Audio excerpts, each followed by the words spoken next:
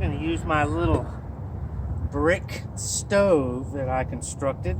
Again, it's worked out. I'm getting better at managing the heat. But I got fire logs in here that I just cut up with my axe into smaller pieces that'll fit in here. And then, of course, you just to get it started, you got to use starter fluid. It just helps.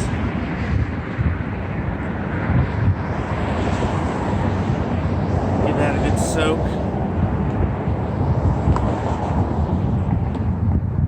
And so far, I haven't had any big blow-ups, but definitely want to use one of these, and then just light the top of it.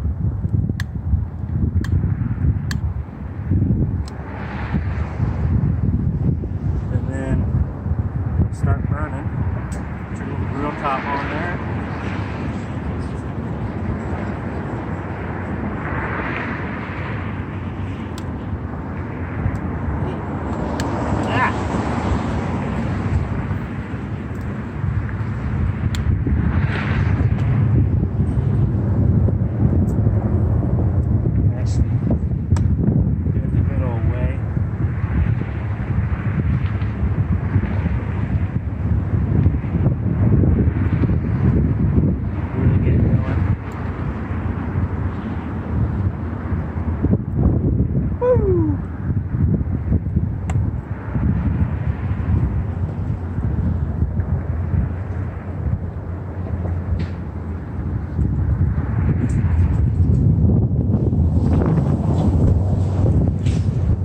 Let that fire burn off all the fluid, and then I got a bunch of other logs that I can put on there when this gets burnt down and gets rid of that fluid.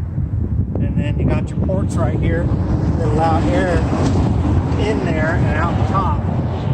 Got another port over here on this side. And the only thing you can do differently is build this up and make it taller. And that's a benefit, but I have to go maybe a mile away and get these bricks, and I don't put them in my car. I have to carry them in a bag, and like 7 of these are like 30 pounds. It gets heavy really quick, so this is probably where I'm at as far as building it up higher. But you got to build it up a certain height because your wood in there, the flames will come up and burn your food. So I'd say ultimately you probably want this to be about that tall, and then your base of your fire is right at this level. So it gives you enough where you can place your food on it and not have a direct flame touching and burning your chicken or whatever you're cooking. So with that, I have a pretty cool little grill setup. Cost me nothing. So there you go.